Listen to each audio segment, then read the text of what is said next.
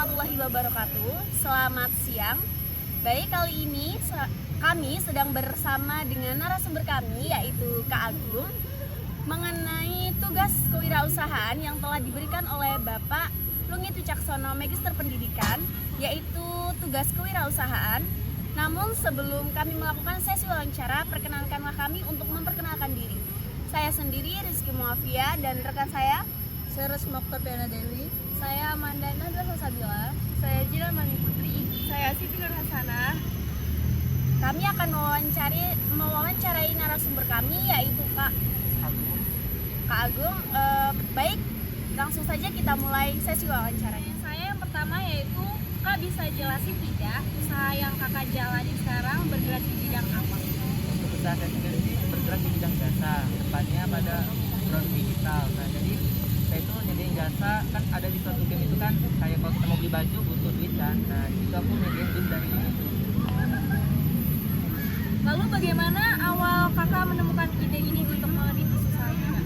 Dulu waktu itu aku sebagai live streaming game online. Nah, dulu aku juga sering ngisi-ngisi diamond atau duit game itu di orang. Nah, habis itu aku mikir, bagaimana kalau aku sendiri yang ngisinya. Nah, pasti kan harganya bisa lebih murah. Nah, juga bisa ngirit keuangan aku kan.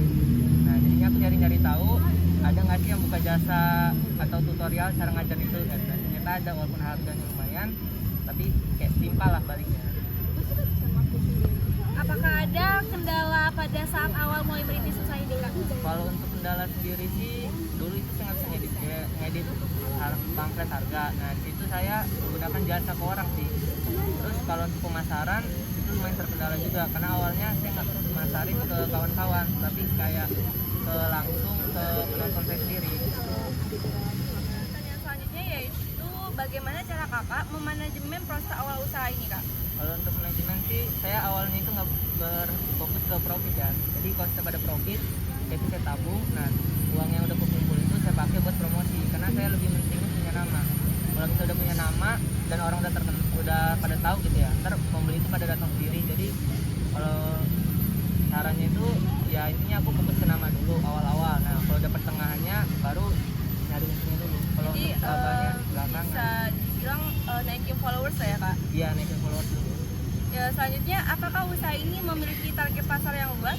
Kalau untuk target pasar yang luas sih, karena game online ini merupakan global sih ya, seluruh dunia juga main. Nah, ini targetnya yang luas sih menurut aku. Soalnya waktu itu juga aku pernah ngelayanin pembeli dari Malaysia sama dari Rusia. Cuman terkait masalahnya itu paling pembayarannya doang, yang pembayarannya yang harusnya bisa banyak, jadi cuma dikit doang. Jadi untuk pembayaran dua orang yang dari luar negeri itu lewat kripto atau Binance atau PayPal. Oh, kalau kayak gitu kita cuma dapat persenannya gitu ya, Kak? Atau Sama aja, cuman bedanya mata uangnya. Jadi ntar mata uangnya itu diubah ke kurs rupiah dulu. yang terakhir dari aku, apakah usaha ini dapat dipastikan legal atau tidaknya? Kalau untuk legal atau tidaknya, kalau menurut aku pribadi sih legal. Cuman soalnya dia itu kalau untuk ngisi duit gamenya itu lewat website resmi Indonesianya. Cuman pengisian saldo dari akunnya itu lewat region luar negeri. Tapi tetap aja masuknya kayak saldo luar negeri, karena aku ngisinya Brazil. Nah, saldonya itu emang kurs Brazil. Tapi pas kita mau prosesnya itu dia saldonya itu berubah otomatis ke kurs Indonesia dengan nominal yang harga Indonesia terbaru. Kalau dari aku cukup sih, Kak. Pertanyaan selanjutnya nih, Kak, kan usaha Kakak ini di bidang online. Nah, untuk terkait pembayarannya, ini dari Kakak sendiri bisa melalui pembayaran apa aja? Kalau untuk dari saya sendiri itu pembayarannya bisa melalui Gerai, terus bank, sama e-wallet kayak GoPay, OVO, Dana, sama ShopeePay. Oh, berarti kalau mau non tunai juga bisa ya, Kak? Tunai juga bisa Kalau ya? tunai sih saya nggak bisa sih, soalnya saya nggak sistem cowok, jadi sistemnya kalau orang order yang lewat WA. Oke, pertanyaan selanjutnya. Lalu kalau ada anak kecil tuh, Kak, yang transaksi, misal mereka tidak memiliki bank karena tidak cukup umur, bagaimana cara Kakak menangani hal tersebut agar tetap bisa bertransaksi di toko Kakak? Nah, di situ saya juga buka pembayaran lewat Indomaret. Nah, caranya itu nanti saya kirim kodenya itu ke yang mau beli itu, nanti kodenya itu ditunjukin, tinggal ke kasir doang, tinggal mereka tunjukin doang, habis itu kalau udah dapat struknya dikirim ke saya. Nah, saya juga di sini buka pembayaran lewat pulsa, cuman harganya lebih agak markup. Misalnya harga 100.000, orang bayar 120.000. Oke.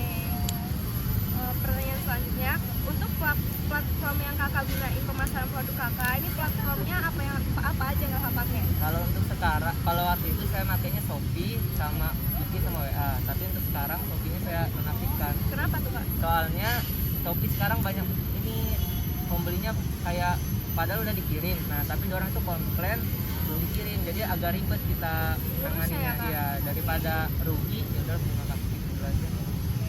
Pertanyaan selanjutnya, kan kakak jualan sambil kuliah nih, apalagi udah masuk kuliah offline. Nah, usaha kakak ini ngeganggu kakak nggak sih? Terus terdapat penurunan profit juga nggak yang kakak hasilin? Kalau untuk penurunan profit sih pastinya ada. Soalnya saya mulai responnya itu pas tadi lagi ada waktu senggang. Tapi kalau untuk kendala atau kesibukan mungkin enggak sih, masih bisa ditangani.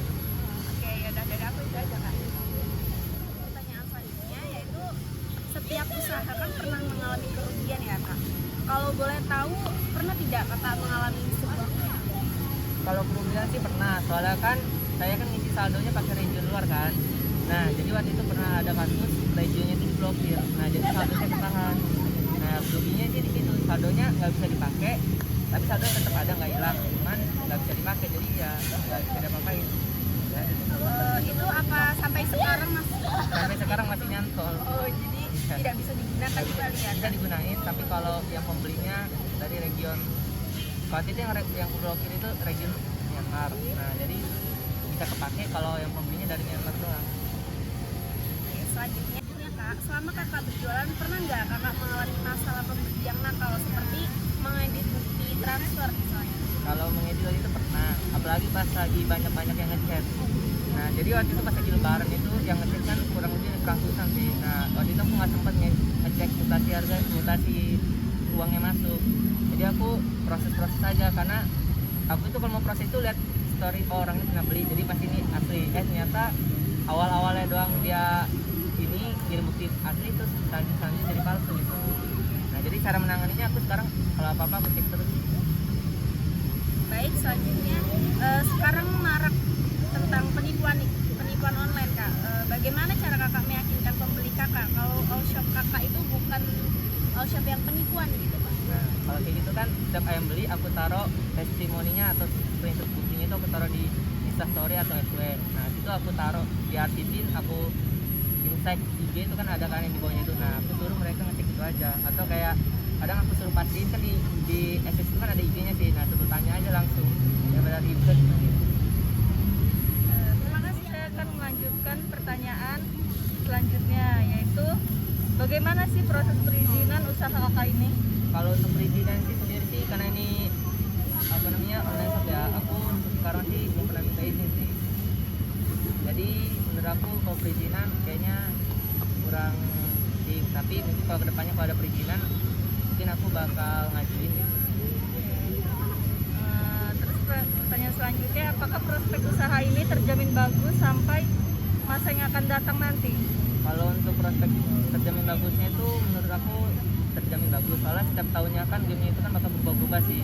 Contohnya yang awalnya gamenya kayak game permainan kayak biasa aja lah, lama-lama jadi nambah-nambah gitu kan. Nah, itu terus ya? Dia berkembang terus. Nah, itu tapi untuk bagus itu tergantung dengan penjualnya. Kalau penjualnya itu bisa nyesuaiin perkembangannya itu, nggak stuck di satu game aja, bisa ada game baru dia bisa nyediain game itu. Nah, itu bakal bagus. Tapi kalau dia stuck di satu game nggak ada mau perubahan, itu bakal nggak bagus. Baiklah, ini pertanyaan yang terakhir. Itu apa sih pesan kakak untuk para orang yang ingin memulai usaha ini, terutama itu mahasiswa kayak kakak gitu? Kalau untuk pesan sih menurut aku harus berani sih, kayak berani keluar modal, jangan takut rugi awal-awal itu. Kalau awal-awal rugi sih pasti ada, tapi lihat kedepannya pasti menurut aku bakal, kalau rugi sih pasti ada, tapi pasti ada untungnya juga. Jadi ya sabar aja, terus kayak berani ngambil keputusan. Misalnya jangan ragu-ragu loh, misal mau ngambil yang ini, nah jangan kayak apa sih misalnya, jangan ragu nanti aja. Nah, berani memulai ya? Berani memulai ya. Terus kayak berani keluar modal, karena kan awal usaha itu pasti ada modalnya. Terus sama berani rugi. Kalau rugi, setiap usaha sih pasti ada ruginya. Jadi udah rugi, kamu lagi lah, tetap aja lanjut, pasti ntar ada untungnya walaupun nggak tahu apa. Itulah tadi sesi wawancara kami bersama dengan narasumber kami yaitu Kak Agung. Semoga apa yang telah beliau sampaikan dapat memotivasi kita semua dalam bidang kewirausahaan, dan kami ucapkan terima kasih. Wassalamualaikum warahmatullahi wabarakatuh.